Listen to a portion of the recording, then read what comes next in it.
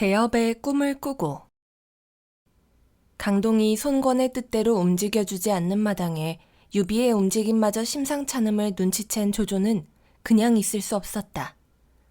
유비에게 기회를 줄 수는 없다. 조조는 후한의 싹을 자른다며 하후돈에게 10만 병력을 주어 신야를 치도록 명했다. 그러자 모사 순욱이 가나였다. 유현덕은 당대에 걸출한 영웅입니다. 게다가 지금 신출귀몰한 기재 제갈량까지 얻어 군사로 모시고 있으니 결코 사사로이 볼 수 없습니다. 신중히 대처해야 할 것입니다. 하지만 하우도는 순욱의 말을 흘려듣고 대수롭게 여기지 않으며 오히려 장담했다. 내가 단번에 유비와 제갈량을 산채로 잡아다 바치지 못한다면 내가 내 목을 승상께 바치리다. 하후돈이 군사를 끌고 신야로 쳐들어오고 있다는 소식을 들은 장비가 관우에게 주절거렸다. 이번에야말로 잘난 제갈량을 내보내 한번 막아보면 되겠구려. 유비가 제갈량을 지나치게 편애함을 투덜댄 것이다. 이때 유비가 사람을 보내 두 아우를 불러들여 대책을 논의하자 했다. 장비는 여전히 볼멘 소리를 냈다. 형님께서는 제갈량을 얻으니 물 얻은 고기가 된 듯하다 하지 않으셨소? 어째서 이번에 그물을 끌어다 쓰시지 않는 거요? 장비가 비아냥대는 소리를 들으며 유비가 나무랐다. 지혜는 공명에게 의지하고 용맹은 그대들 두 아우에게 의지하는데 어찌 이리도 반목질시만 하는가? 유비의 꾸짖음에도 장비는 입을 삐죽거렸다. 이런 관우와 장비의 태도를 본 제갈량은 유비에게 요구했다. 아우님들은 제가 지휘하는 대로 따르지 않을 듯 보입니다. 저를 믿고 계략을 쓰게 하시려면 총지휘권을 상징하는 검과 관인을 제게 내려주십시오. 유비는 당장 제갈량에게 이를 내려주었고 제갈량은 병사와 장군을 파병한다는 영을 내렸다. 이 사실을 알게 된 관우가 제갈량에게 따져 물었다. 우리 모두 적을 맞아 싸우러 가는데 공명군사께선 뭘 하시겠다는 거요? 제갈량이 미소를 지으며 답하였다. 저는 그저 앉아서 성이나 지킬까 합니다. 장비가 크게 웃어대며 비아냥거렸다. 그래, 우리는 전장에 나가 피 튀기며 싸우고 군사께선 한가로이 자리나 지키시겠다는 거요? 불만은 가득했지만 제갈량의 손에는 현덕이 내려준 검과 관인이 들려있으니 장비는 꼼짝없이 그에게 복종하는 수밖에 없었다. 제갈량이 유비에게 계책을 세워주었다. 조자룡을 앞세워 허술하게 대적하게 하시어 하우돈을 좁은 갈대밭으로 유인하시고 관우와 장비는 매복시켜 두십시오. 그리고는 불을 질러 적의 군량을 태운 다음 관우와 장비가 포위된 적을 치고 주군께서는 뒤에서 협공을 하십시오. 저는 승전 축하연을 준비하고 기다리겠습니다. 군사의 뜻대로 하리다. 이를 꿈에도 모르는 하우돈은 조자룡이 어물쩡 대적하다 도망치자 기고만장하여 그 뒤를 쫓았다. 결국 하우돈은 협곡에 갇히게 되었고 이어 사방에서 복병이 튀어나오며 불을 지르자 꼼짝하지를 못하였다. 조조의 군대는 불에 타 죽고 복병의 공격에 상하는 인마가 부지기수였다. 하우돈은 죽을 힘을 다해 포위망을 뚫고 좁은 길로 빠져나와 주랭랑을 쳤다. 유비의 군대는 제갈량의 병법으로 대승을 거두고 돌아왔다. 내심 제갈량을 못마땅히 여겼던 관우와 장비도 제갈량의 빼어난 용병수를 몸소 겪게 되자 서로 입을 모아 찬탄에 맞이 않았다. 제갈군사는 참으로 걸출한 지략가일세. 이때 작은 수레가 천천히 그들 앞으로 다가왔다. 윤건을 쓰고 학창의를 입고 깃털 부채를 든 제갈량의 모습이 보이자 관우와 장비는 황급히 말에서 내려와 수레 앞에 무릎을 꿇고 제갈량에게 진심으로 공경하는 마음에서 절을 올렸다. 제갈량은 아무런 말도 없이 빙그레 웃고만 있었다. 비록 조조의 군대가 대패하여 돌아갔다 하더라도 결코 호락호락 물러서지 않을 것임은 자명한 일이었다. 유비는 조조가 다시 대군을 일으켜 올 것을 내다보고는 제갈량에게 계책을 물었다. 제갈량이 머뭇거리면서 대답했다. 지금 유표의 병이 위중합니다. 어서 형주를 취하십시오. 그래야 조조를 대적할 수 있습니다. 유비는 고개를 좌우로 저었다. 그건 안 됩니다. 유표 형님께 입은 은혜가 크거늘 어찌 병석에 계신다 하여 은혜를 저버리고 배신할 수 있습니까? 죽으면 죽었지 그렇듯 불의한 일은 할 수 없습니다. 입을 다문 제갈량은 홀로 탄식하며 내까렸다. 지금 형주를 취하지 않으면 이후에 큰일이 생길 터인데. 유비 군대에 대패하여 쫓겨온 하우도는 치욕스러움에 견딜 수가 없었다. 그는 스스로를 결박지어 조조에게 갔다. 소인이 큰 소리를 쳤으나 불로써 상대를 공격하는 공명의 화공술에 대패하였습니다. 죽여주십시오. 조조는 그의 결박을 손수 풀며 말했다. 이미 진 싸움에 죄를 묻는다고 뭐가 달라지겠나. 내게 다른 계획이 있네. 이제 유비와 손건만 빼고는 다른 이들은 개의할 인물들이 못 되네. 이참에 강남을 완전히 평정해야겠어. 자네가 공을 세울 일은 아직도 많이 남아있네. 조조는 50만 대군을 일으켜 강남을 정벌할 채비를 갖추었다. 그러자 공용이 만류하고 나섰다. 강남의 유표와 유비는 한나라 왕실의 종친이니 함부로 군사를 일으켜 정벌하지 않는 것이 옳습니다. 승상께서 의에 어긋나는 전쟁을 일으키신다면 천하의 민심을 잃게 되시니 부디 달리 생각해 보십시오. 마음을 굳힌 조조는 공용의 간언을 받아들이지 않고 대노하였다. 평소 공용에게 업신여김을 받아 앙심을 품고 있던 칠려는 이 기회를 틈타 조조에게 공용을 중상모략했다. 칠려의 말에 넘어간 조조는 크게 분노하여 공용과 그의 전 가족을 몰살시키고 말았다. 유표는 갈수록 병세가 악화되자 자신이 이내 세상을 뜰 것임을 느끼고 유비를 불렀다. 이제 내가 곧 세상을 뜰 것 같은데 걱정이 있네. 내 아들은 형주를 맡을 그릇이 못 되니 형주가 걱정일세. 부탁인데 자네가 형주와 내 아들놈을 좀 맡아서 돌봐주게. 유비가 대답했다. 아드님은 걱정 마십시오. 제가 성심성의껏 보좌해드리겠습니다. 그러나 형주는 받을 수 없습니다. 이는 의에 어긋나는 청이니 거두어 주십시오. 유비는 유표의 후계자 자리를 강경히 거절했다. 유표는 끝내 숨을 거두며 유비에게 큰아들 유기와 형주를 부탁한다는 유서를 남겼으나 유표의 부인 채씨와 채모, 부하 장유는 유서를 빼돌렸다. 형주는 내 아들 것이야. 채씨는 자신의 아들 유종을 후계자로 삼는 것으로 유서를 위조했고 유기와 유비에게는 유표의 죽음을 철저히 숨기고 알리지 않았다. 여기서 머뭇거리지 말고 안전한 곳으로 옮겨야겠어. 뿐만 아니라 유비와 유기가 군사를 일으켜 자신들의 죄를 물을까봐 두려워 유종을 데리고 양양으로 옮겼다. 조조는 50만 대군을 5길로 나누어 양양으로 쳐들어갔다. 유표의 부장이었던 괴월과 부손, 왕차는 입을 모아 조조에게 투항해야 한다고 주장했다. 유종은 비록 어렸으나 부친의 뜻을 거스를 수 없다며 완강히 반대했다. 어린 네가 무슨 힘이 있어서 대항을 하겠느냐. 우리 가족의 안위가 우선이다. 채씨 부인이 투항을 강요하고 나서자 힘없고 어린 유종은 어쩔 도리가 없었다. 부득불 투항서를 작성하여 송충에게 주며 조조에게 전하도록 보냈다. 투항서의 내용인즉 형주와 양양의 9고을을 조조에게 바친다는 것이었다. 유표가 세상을 뜬 지 불과 얼마 되지 않아 채씨가 주도한 어이없는 항복이었다. 송충은 투항서를 품에 넣고 가던 도중에 관우와 마주쳐 그에게 잡히게 되었다. 붙잡힌 송충은 유표의 부고와 유종이 조조에게 투항한 사실 등 그간의 정황을 터놓았다. 송충을 통해 비로소 사태의 급변을 접하게 된 유비는 놀랍고 기가 막혔다. 이런 세상에. 마침 유비의 모사가 자리에 같이 있었다. 그가 유비에게 방법을 일러주었다. 유표님이 돌아가셨다니 유황수께서는 문상한다는 명목으로 양양으로 가셔서 유종을 인질로 잡고 막후 세력을 치십시오. 그리하시면 형주를 취하고 조조를 대적하실 수 있습니다.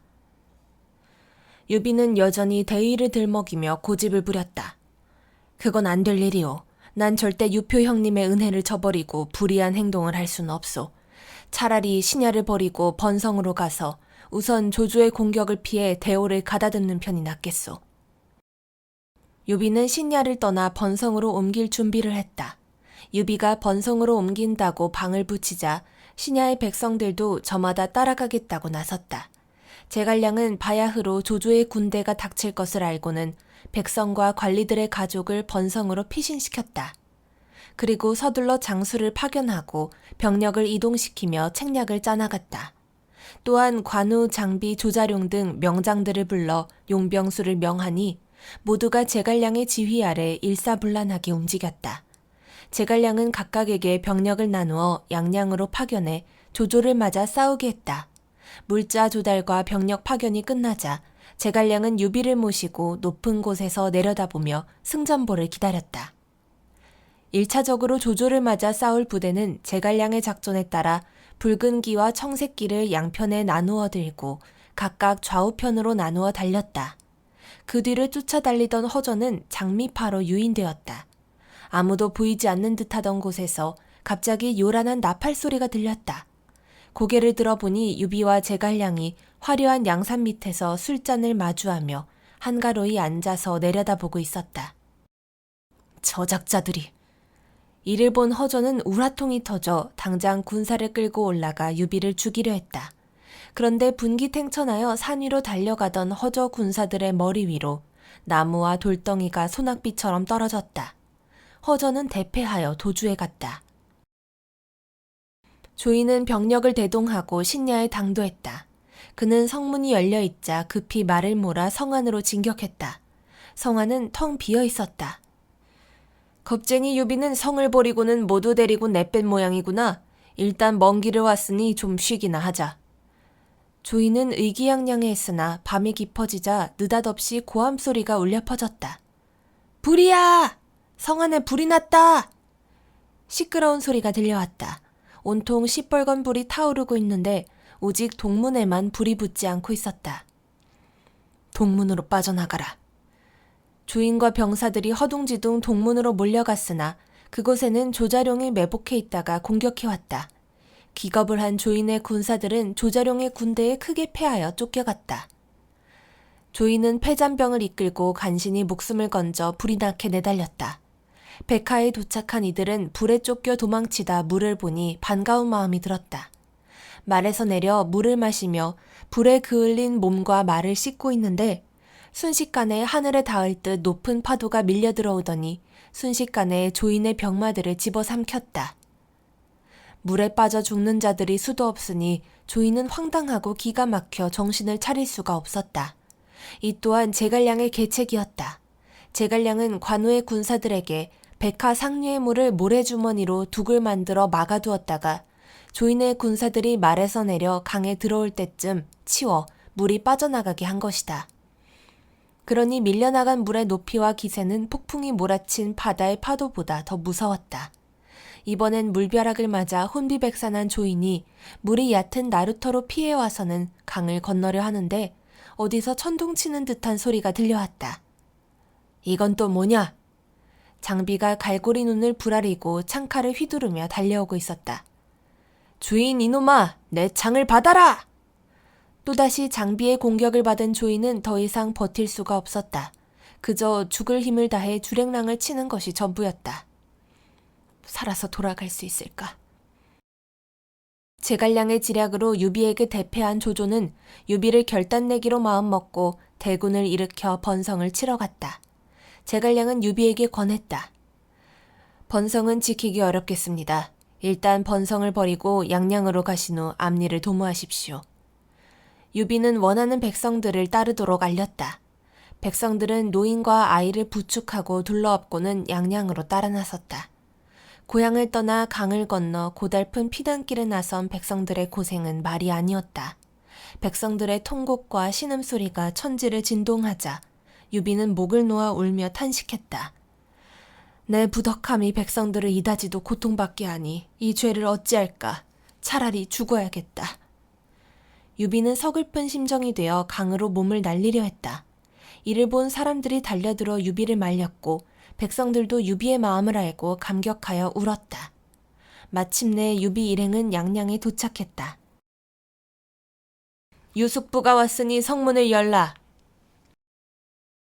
유종이 두려워 감히 문을 열지 않자 성 안에 있던 위원 장군이 성문을 열어 유비 일행을 맞이했다. 유왕숙께서는 어서 들어와서 매국노들을 처단하십시오. 위원이 소리쳤다. 순간 문빙이 성문을 가로막으며 나서니 위원과 문빙 사이에 일대 접전이 벌어졌다. 이런 일이... 유비는 성 안에서 사륙전이 벌어지는 모습을 보자 들어가고 싶은 마음이 사라졌다. 유비가 탄식하며 물러서려 했다. 나 때문에 싸움이 일어나고 백성이 다쳐서는 안 돼요. 양양으로 들어가지 않겠습니다. 제갈량이 유비의 심정을 헤아리면서 말했다. 그렇다면 일단 형주의 요새인 강릉을 취하여 그곳에서 대사를 도모해 보십시오. 유비가 10만여 명의 병사와 백성을 이끌고 길을 움직이니 그에 따르는 물품과 수레가 엄청난 행렬을 이루었다. 당연히 행군은 느릴 수밖에 없었다.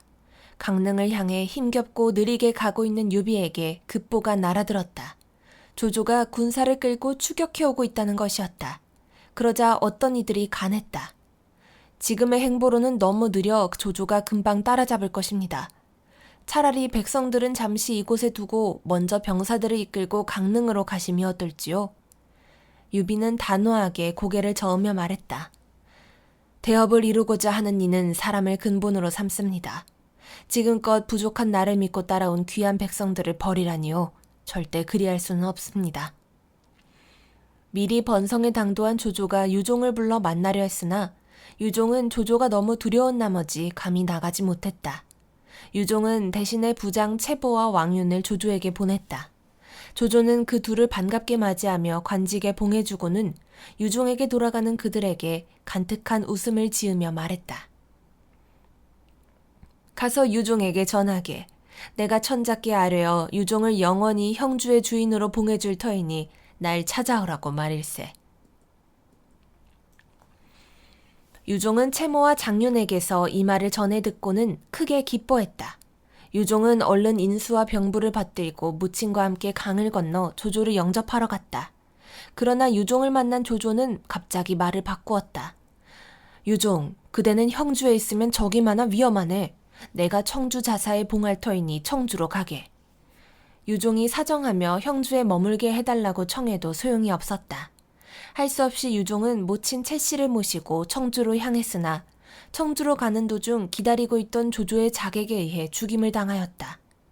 조조는 유비가 백성들을 거느리고 긴 행렬을 거두어 동행하느라 겨우 하루에 10여리밖에 움직이지 못한다는 소식을 듣자 서둘러 행동을 취했다. 유비의 행보가 그렇듯 둔하다 하니 기회를 놓치지 마라. 정예부대 5천을 뽑아 급파하여 만 하루가 지나기 전에 유비를 따라잡아 격파시켜라. 군사들을 긴급하게 투입하겠나이다. 조조의 금명이 내리자 군사들이 바빠졌다. 유비는 조조가 군사를 보내 자신을 추격한다는 보고를 받고는 제갈량에게 황급히 청했다. 상황이 급하니 어서 유기에게 가서 구원병을 보내달라고 설득해 주십시오. 그러지요. 제갈량은 유비의 명을 받들어 서둘러 강하로 갔다. 유비는 병사와 백성들을 이끌고 당양현 밖의 경산에 주둔했다. 야심한 밤이 되어 불시에 조조의 군사가 들이닥치니 수적으로 열세인 유비의 군사들은 당할 길이 없었다. 형님, 이쪽입니다. 장비는 죽을 힘을 다해 포위를 뚫어 유비를 모시고는 동쪽의 장판파로 도주했다. 한편 조자룡은 조조 군사가 공격해오는 난리통에 유비 일행을 놓치고 자신이 보호하던 유비의 가솔들도 잃어버리고 말았다. 조자룡은 미친 듯 유비와 그 가족을 찾아 헤매다 무너진 성벽 안에 말라붙은 우물 앞에 미 부인이 현덕의 아들 아두를 껴안고 울고 있는 것을 발견했다. 미 부인은 이미 중상을 입은 몸이었다.